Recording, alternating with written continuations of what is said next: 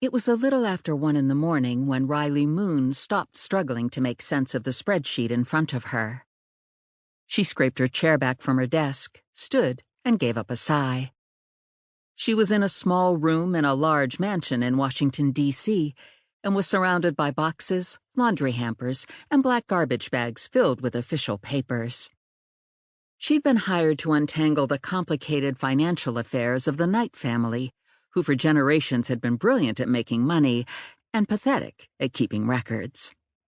Riley had been on the job for almost 2 months, and she'd reached the conclusion that it would be best for everyone if she just set fire to the office and destroyed every available document. Her curly red hair was a rat's nest from a recently acquired habit of raking her fingers through it. Her brown eyes felt bloodshot. She thought a martini would fix everything, but she didn't have the energy to make one. She had 2 degrees from Harvard, a cute nose, a nice family back in Texas, and no social life. The closest she came to having a guy in her life was her boss, Emerson Knight, a man known far and wide as an odd duck.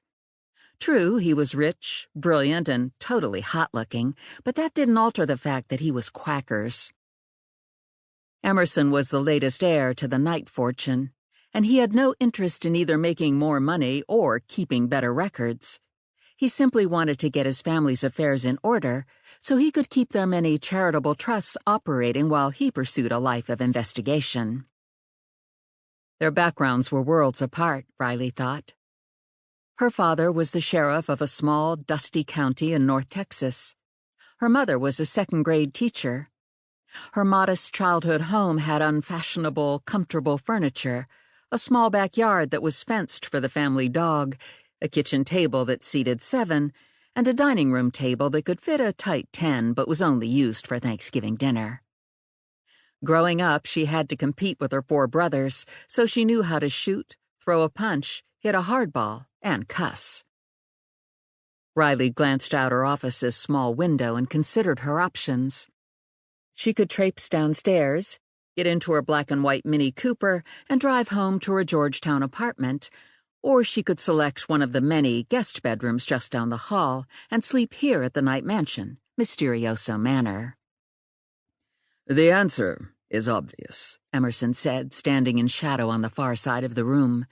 "It would be more efficient for you to stay here." "Crap on a cracker?" Riley said, whipping around, hand over her heart. "You just scared the heck out of me. How long have you been standing there?" "That's an interesting question. On a quantum level, either always or never." "And on the level we all live on except you?" "About 20 seconds.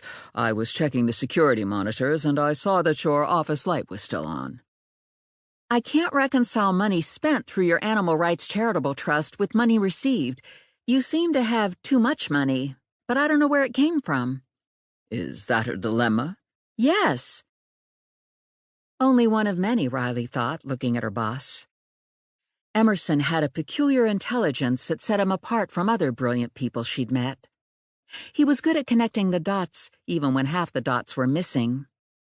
Unfortunately, he was also a charmingly annoying enigma with the right combination of charisma and resourcefulness to convince her of just about anything. And if that wasn't enough of a problem, he looked like a model for a romance novel cover. He was 6 feet 2 inches tall with a lot of wavy black hair, smoldering dark eyes, and a hard-muscled, lean body. The dark hair and eyes were inherited from his Spanish mother. The muscle was the result of years of martial arts practice. Riley agreed with Emerson that it would be more efficient for her to spend the night here. Problem was, the guest rooms were creepy. In fact, the whole mansion was creepy. It was a massive gray stone Gothic Victorian architectural disaster with a wraparound porch, multiple chimneys, hidden passages, gargoyles, turrets, and lancet windows.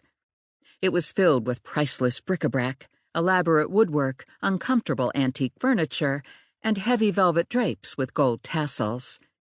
Previous generations of eccentric knights had lived in the mansion and filled it with their collected treasures, wives, and mistresses.